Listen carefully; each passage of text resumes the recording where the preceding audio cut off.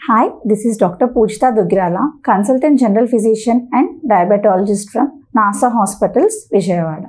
నీరసంగా ఉండడానికి చాలా కారణాలు ఉంటాయి. అందులో ఫస్ట్ థింగ్ మన బాడీలో బ్లడ్ లేకపోవడం, అనీమియా అంటాము. సో అనీమియా ఏమన్నా ఉంటే మనం ఒక basic blood test, complete blood picture చేసుకుని మనకి ఏ టైప్ ఆఫ్ అనీమియా, ఐరన్ ఏమైనా తక్కువగా ఉందా అనేది ఒకసారి టెస్ట్ చేసుకోవాలి.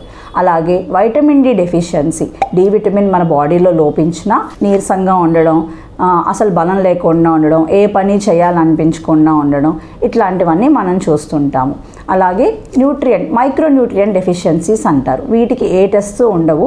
మెగ్నీషియం, ఇట్లాంటి చిన్న చిన్న న్యూట్రియంట్స్, సెలీనియం, ఇవన్నీ మైక్రోన్యూట్రియంట్ డెఫిషియన్సీస్లో కూడా మన బాడీ చాలా నీరసంగా ఉండడం చూస్తాం.